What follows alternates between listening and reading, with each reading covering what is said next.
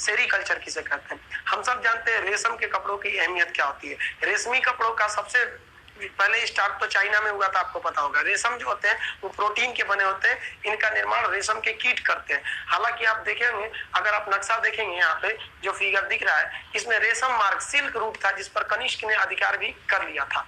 तो जो चाइना का था, जिसे यूरोप और मिडिल ईस्ट से चाइना को जोड़ता था, रेशम मार्ग। रेशम के उत्पादन को हम सेरीकल्चर कहते हैं। रेशम के कीट को हम सहतूत के पौधों पर पालते हैं।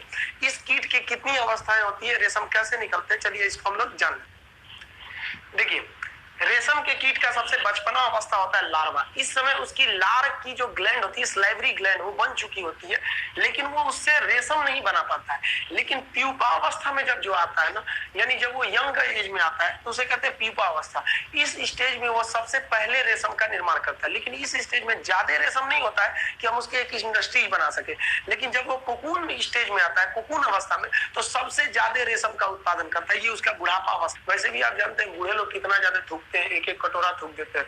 वैसे ये भी बूढ़ा हो जाता है तो कुछ ज्यादा ही थूकता है। इसके जब थूकेगा तो उसका थूक रेशम बन जाता है, उसी पे बैठ के ये आराम करता है। आदमी आता है, हटा देता है, ले तू अपना थूक ले। ये भी कहता है मेरा थूक उठा लिया, कोई दिक्कत नहीं, मैं फिर थूक दूंगा।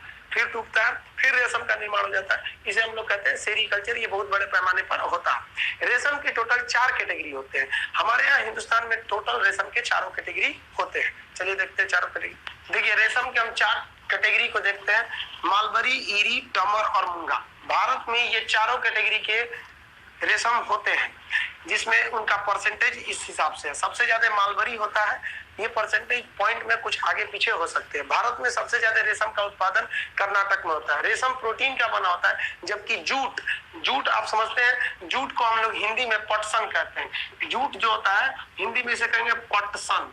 ये किससे निकलता है? ये तना से निकलता है। जूट तना से निकलता है। ये किसका बना होता है? सेल्यूलोज का। सेल्यूलोज का बना होता है। अगर हम जूट की बात करेंगे तो पूरे इंडिया में, पूरे वर्ल्ड में सबसे ज्यादा जूट का उत्पादन भारत में हो जाता है, और पश्चिम बंगाल इसमें 1 नंबर है। हालांकि जब इंडिया पाकिस्तान का सेपरेशन, विभाजन हुआ था, तो सबसे ज्यादा प्रभावित कोई उद्योग हुआ था तो जूट उद्योग हुआ था। क्यों? क्योंकि जूट के कारखाने इंडिया में रह गए, और जूट का जितना भी खेत था वो बांग्लादेश, जो यानी कि उस समय पूर्वी पाकिस्तान था, उसके पास चला गया। फिर भी अभी हम लोग 1 नंबर जूट उत्पादन में है। दूसरे नंबर पे जूट उत्पादन में जो आता है वो बांग्लादेश आता है। जूट के बोरे देखे होंगे आप लोग, वो तना से प्राप्त किया जाता है जूट के बोरे को। इसमें बहुत ज्यादा लेबर की जरूरत होती है। इसके जूट से रेशा बनाना कताई कहलाता है। इसे पानी में 1-2 दिन भिगा के रखना पड़ता है, जो बहुत ज्यादा लेबर कॉस्ट वाला काम है।